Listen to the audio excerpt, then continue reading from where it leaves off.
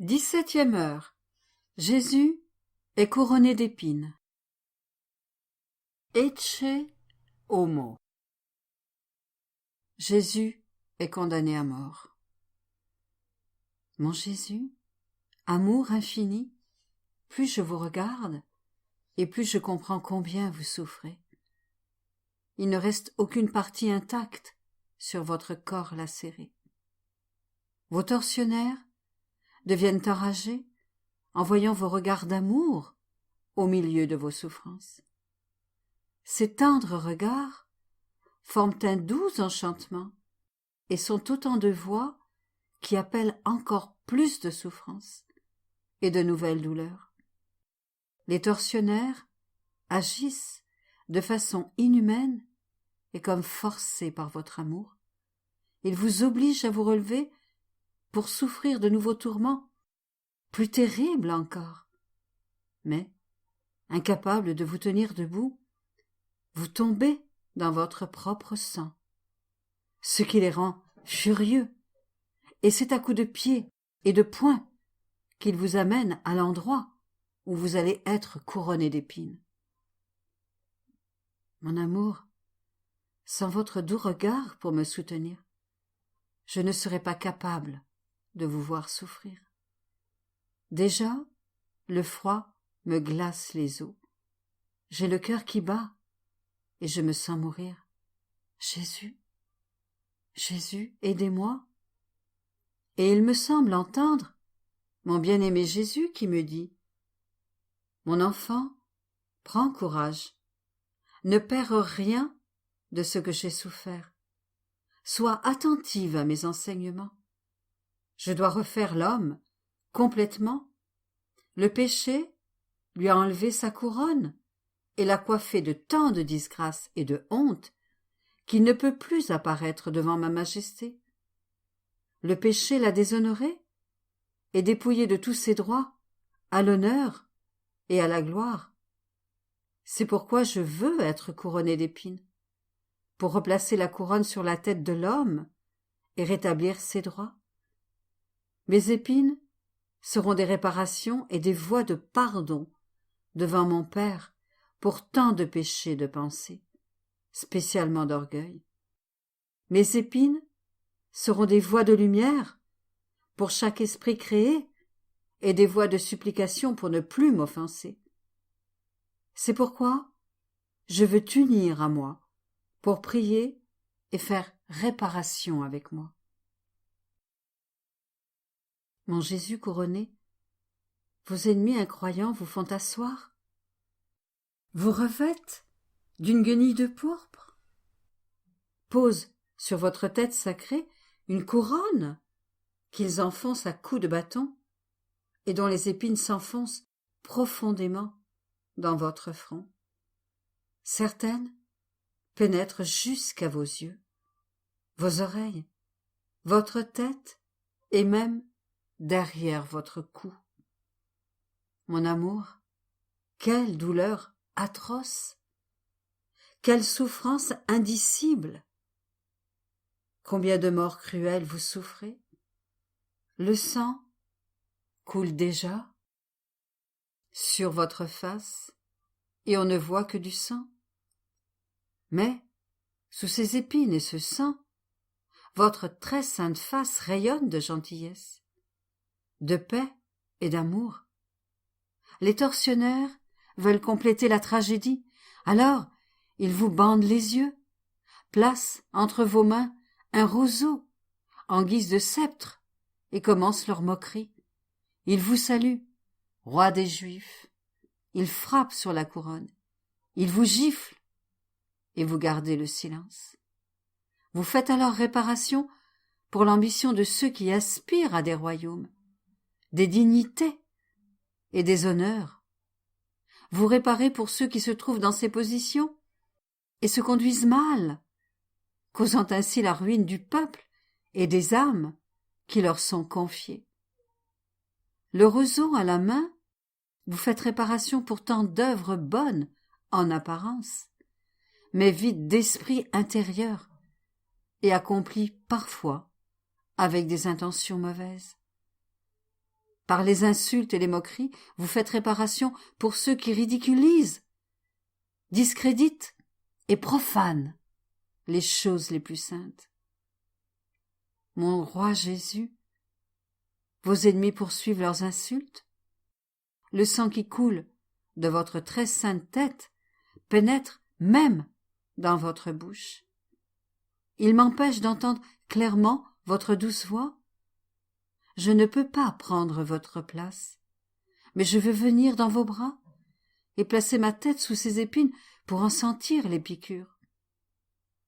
Alors, mon Jésus m'appelle avec un regard d'amour, et je cours me presser contre son cœur en essayant de relever sa tête.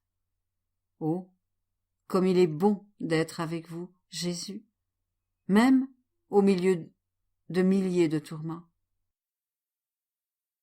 Et il me dit, « Créature, mon enfant, ces épines disent que je veux être roi de chaque cœur. Tout m'appartient. Je veux que tu prennes ces épines pour t'en percer le cœur et le débarrasser de tout ce qui ne me concerne pas. Scelle ton cœur d'une épine, pour montrer que je suis ton roi, et pour empêcher toute autre chose d'entrer en toi. » Puis, Jésus semble me dire, « Fais le tour de tous les cœurs, et perce-les, pour que sorte la fumée de l'orgueil et de la corruption, et fais-moi roi de tous les cœurs. » Mon amour, mon cœur se serre en vous laissant. Je vous supplie de percer mes oreilles de vos épines pour que je n'entende que votre voix. Percez mes yeux que je ne puisse voir que vous. Remplissez ma bouche de vos épines pour que ma langue puisse être muette à tout ce qui pourrait vous offenser et soit toujours libre de vous louer et de vous bénir. Ô Jésus, mon roi, entourez-moi d'épines, que ces épines me gardent, me défendent et fassent que je vous sois totalement dévoué. Je veux maintenant essuyer votre sang et vous embrasser, car je vois que vos ennemis vous amènent à Pilate, qui vous condamnera à mort. Mon amour, aidez-moi à continuer sur ce chemin douloureux. Jésus est amené de nouveau devant Pilate, qui le montre au peuple. Mon Jésus couronné, vos souffrances transpercent mon pauvre cœur qui, blessé par votre amour, ne peut pas vivre sans vous.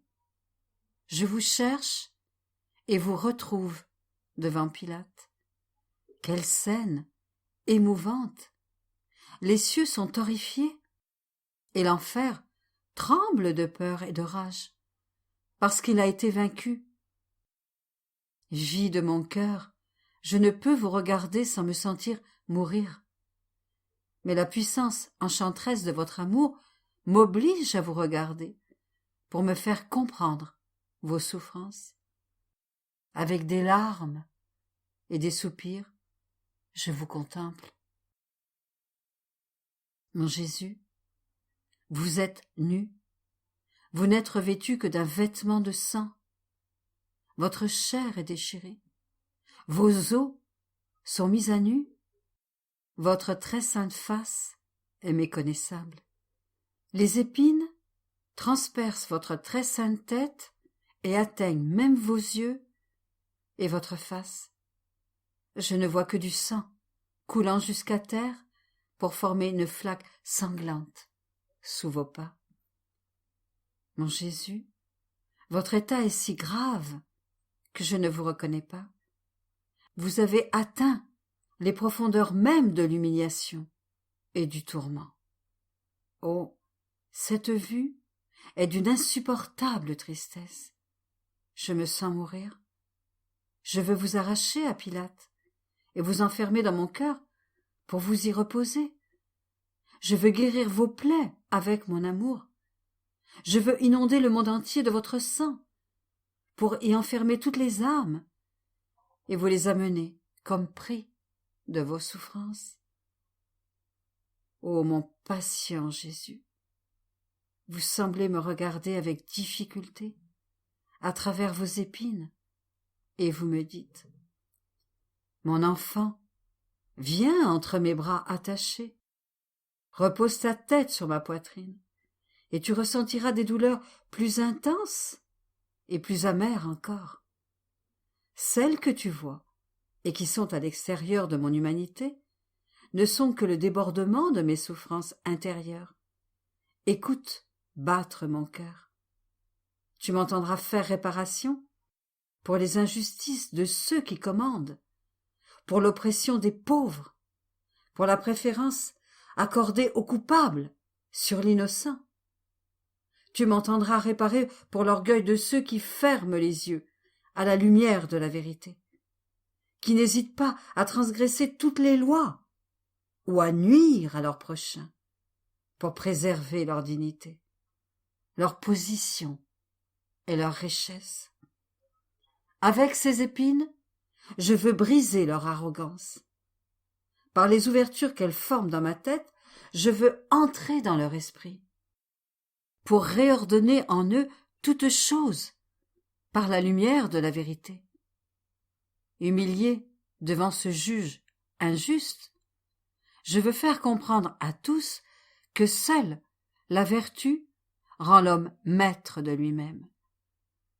J'enseigne également aux supérieurs que la vertu seule, unie à une juste connaissance, peut rendre digne et capable de gouverner et de régner sur les autres, et que l'autorité sans vertu est dangereuse et dénuée de mérite.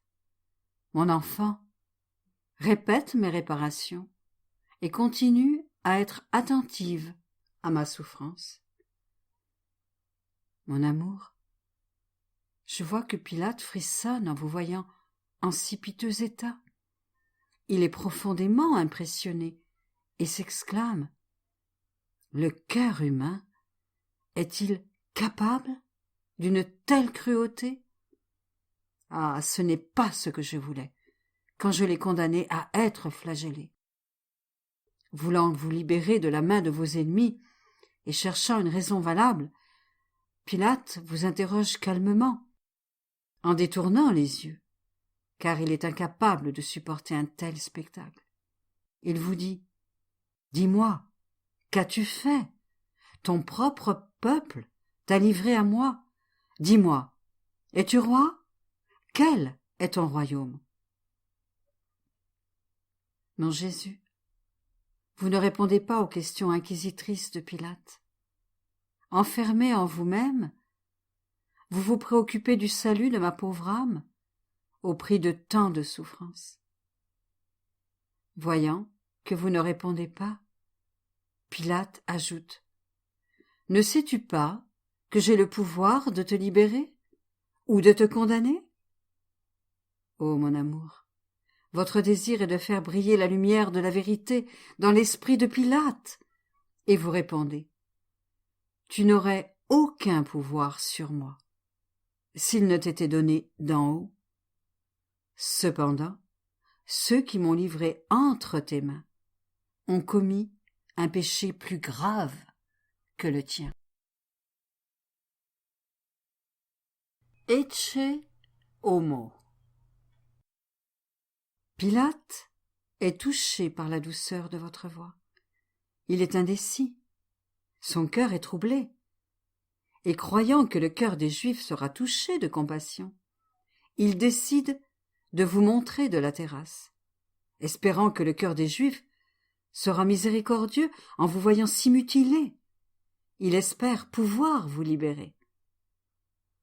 Mon Jésus souffrant, j'ai le cœur brisé en vous voyant suivre Pilate. Vous marchez avec beaucoup de difficultés, courbé sous cette horrible couronne d'épines, et vos pas sont marqués de sang. En sortant, vous entendez la foule déchaînée qui attend avec impatience votre condamnation à mort. Pilate impose le silence pour attirer l'attention de la foule et se faire entendre. Avec dégoût, il soulève les deux pans du manteau de pourpre qui couvre votre poitrine et votre dos. Il leur montre à tous à quel point vous êtes lacérés. Et d'une voix forte, il s'écrie « Ecce homo » Voici l'homme. Regardez-le. Il n'a plus figure humaine. Regardez ses plaies. Il est méconnaissable. S'il a fait le mal, il a déjà suffisamment souffert, et même trop. Je regrette déjà de l'avoir tant fait souffrir. Libérons-le. Jésus, mon amour, permettez-moi de vous soutenir. Je vous vois vaciller, incapable de rester debout sous le poids de tant de souffrances. En ce moment solennel, on décide de votre sort.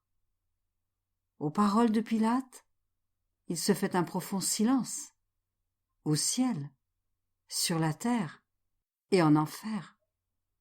Puis, d'une seule voix, sort le cri de toutes ces créatures. « Crucifie-le! Crucifie-le! Nous le voulons mort, à tout prix !» Jésus, ma vie, je vous vois trembler. Ce cri de mort descend dans votre cœur. Vous entendez dans ces voix celle de votre cher Père qui vous dit « Mon fils, je te veux mort, et mort, crucifié. » Vous entendez aussi la voix de votre chère maman. Affligée et le cœur transpercé, elle se fait l'écho de votre cher Père. « Fils, je te veux mort. » Les anges, les saints, l'enfer, tous, d'une seule voix, s'écrient « Crucifie-le !» Personne ne vous veut vivant. Et, oh, à ma très grande honte, dans la souffrance et avec horreur, je me sens moi aussi contrainte par une force suprême de crier « Crucifie-le !»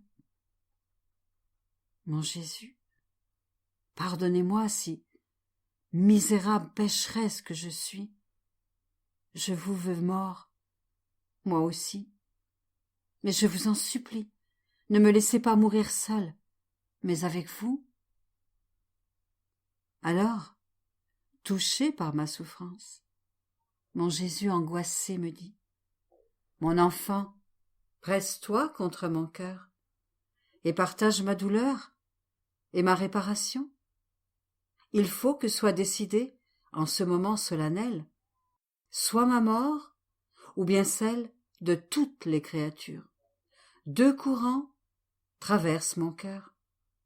Dans l'un coulent les âmes qui, bien qu'elles me veuillent mort, veulent trouver la vie en moi.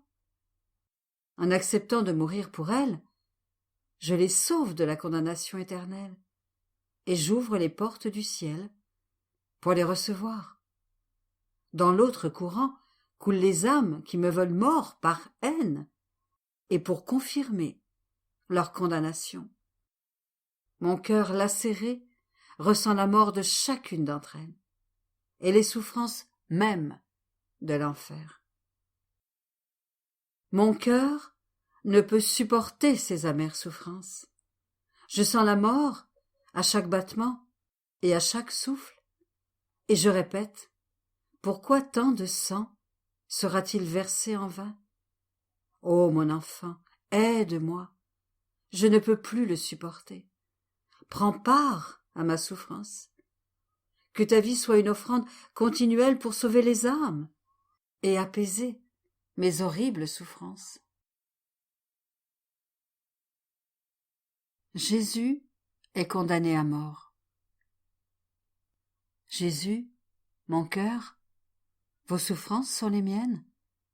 Je répète votre réparation. Je vois que Pilate est surpris et se hâte de dire « Quoi ? Je devrais crucifier votre roi ? Je ne trouve aucune faute à condamner en lui. » Mais les Juifs assourdissent l'air de leurs cris. « Nous n'avons d'autre roi que César, qu'il disparaisse, qu'il disparaisse, crucifie-le, crucifie-le. Ne sachant que faire, et craignant de perdre son poste, Pilate demande qu'on lui apporte un bassin d'eau, se lave les mains et dit « Je suis innocent du sang de ce juste, et il vous condamne à mort. »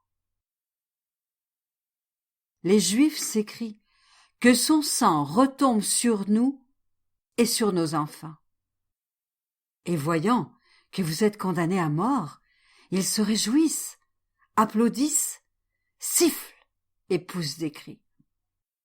Ô Jésus, je vous soutiens et vous presse contre mon cœur, alors que vous faites réparation pour toutes les personnes haut placées qui transgressent les lois les plus sacrées par crainte de perdre leur poste. Vous priez pour ceux que la ruine de peuples entiers laisse indifférents, qui favorisent le méchant et condamnent l'innocent. Vous faites aussi réparation pour ceux qui, après avoir péché, incitent la colère divine à les punir. Et pendant que vous faites réparation, votre cœur saigne en voyant que ce peuple que vous avez choisi est frappé par la malédiction du ciel, une malédiction qu'ils ont eux-mêmes invoquée. Et ils scellent la malédiction de votre sang qu'ils ont appelée sur eux-mêmes. Oh, votre cœur défaille, laissez-moi le soutenir entre mes mains, en faisant miennes vos réparations et vos souffrances. Mais votre amour vous mène encore plus haut, car vous recherchez déjà la croix avec impatience. Ma vie, je vais vous suivre, mais reposez-vous maintenant entre mes bras. Nous arriverons bientôt ensemble au calvaire. Aussi, restez en moi et bénissez-moi. Réflexion pour 9 heures du matin. En le couronnant d'épines, il traite Jésus comme un roi de carnaval, lui proférant des insultes et lui infligeant des souffrances inouïes. Jésus fait réparation particulièrement pour les péchés d'orgueil. Est-ce que je laisse entrer en moi des pensées d'orgueil? Est-ce que je m'attribue le bien que je fais? Est-ce que je me crois meilleur que les autres? Mon esprit est-il toujours vide d'autres pensées pour que la grâce puisse se former en moi? Il arrive souvent que la grâce ne se forme pas en nous parce que notre esprit est rempli d'autres pensées. Et si notre esprit n'est pas entièrement empli de Dieu, nous sommes nous-mêmes la cause des harcèlements du démon, comme si nous encouragions ses tentations. Mais le démon s'éloigne, dérouté devant un esprit rempli de Dieu, parce que les saintes pensées forment un rempart qui nous protège, comme autant d'épées qui le blessent et l'empêchent de s'approcher. Par conséquent, j'ai tort de me plaindre lorsque mon esprit est troublé et tenté par l'ennemi, car c'est mon manque de vigilance, parce que mes pensées ne sont pas avec Jésus, qui permet à l'ennemi de m'attaquer, lui qui épie mon esprit pour trouver les petits espaces vides où il pourrait lancer son attaque. Alors, au lieu de soulager Jésus par de saintes pensées et de lui enlever ses épines, l'ingrate que je suis les lui enfonce plus profondément dans la tête pour lui en faire sentir encore plus vivement la piqûre, de sorte que la grâce est empêchée de pouvoir accomplir dans mon esprit l'œuvre de sainte inspiration. Parfois, je fais pire encore. Lorsque je sens le poids des tentations, au lieu de les apporter à Jésus et d'en faire un fagot pour les brûler aux pieds de son amour, je deviens triste et inquiète, et je commence même à examiner mes tentations. Mon pauvre esprit se trouve alors non seulement rempli de mauvaises pensées, mais tout mon être est, pour ainsi dire, imprégné de ces pensées, et il faut presque un miracle de Jésus pour m'en sortir. Et Jésus, me regardant à travers ses épines, m'appelle en disant « Ah, ma fille, c'est toi-même qui refuses de rester près de moi. Si tu étais venue tout de suite à moi, je t'aurais aidé à te libérer de ces tentations que l'ennemi a apportées dans ton esprit. Au lieu de cela, tu m'as laissé souffrir, en attendant vainement ton retour. Moi, qui voulais t'aider à te libérer de ces épines acérées, tandis que tu te préoccupais du travail que ton ennemi avait préparé pour toi. Tu aurais été bien moins tenté si tu étais venu tout de suite dans mes bras, si bien que par crainte de moi, et non de toi, l'ennemi serait parti immédiatement. Mon Jésus, que tes épines scellent mes pensées dans ton esprit, et que rien n'y pénètre sans briser tes épines. Lorsque Jésus se fait sentir dans mon esprit et dans mon cœur, est-ce que je réponds à son inspiration, ou est-ce que je la laisse tomber dans l'oubli? Jésus est traité comme un roi d'opérette. Est-ce que je respecte tout ce qui est saint? Est-ce que je témoigne d'une révérence appropriée, comme si je touchais Jésus-Christ lui-même? Mon Jésus couronné, faites que je ressente vos épines, afin que par vos plaies je comprenne combien vous avez souffert, et que vous soyez roi de ma personne tout entière. Exposé sur la terrasse, Jésus est condamné à mort par le peuple qu'il a le plus aimé et aidé. Pour me donner la vie, mon bon Jésus a accepté de mourir pour moi. Suis-je prête à accepter n'importe quelle souffrance pour protéger Jésus de toute souffrance et de toute insulte? Pour que Jésus ne souffre pas, nous devons accepter notre sentence. Et parce que Jésus a suffisamment souffert dans son humanité, nous devrions continuer sa vie sur la terre et compenser par notre souffrance pour l'humanité de Jésus-Christ. Est-ce que je compatis à l'affliction de Jésus en voyant que tant d'âmes sont arrachées de son cœur? Est-ce que je fais mienne ses souffrances pour le réconforter? Les Juifs veulent voir Jésus crucifié pour qu'il meure de manière infâme et que son nom soit effacé de la surface de la terre. Est-ce que je m'efforce de faire vivre Jésus sur la terre? Par mes actes, mon exemple et mes pas, je devrais laisser une divine impression sur le monde pour que Jésus soit reconnu par tous. Par mes œuvres, je devrais produire un écho divin de sa vie, d'une extrémité à l'autre de la terre. Suis-je prête à donner ma vie pour que ce bien-aimé Jésus soit réconforté après toutes les offenses qu'il a reçues? Ou est-ce que j'imite les Juifs, ce peuple si favorisé par Dieu, qui ressemble presque à ma pauvre âme, tant aimée par Dieu, et qui crie « Qu'il soit crucifié !» Mon Jésus condamné, que votre condamnation que j'accepte par amour pour vous soit mienne. Je fais par mon âme ce que je ne peux pas faire par nature. Je me déverse continuellement en vous pour vous apporter le cœur de toutes les créatures, vous faire connaître par toutes et donner à toutes votre vie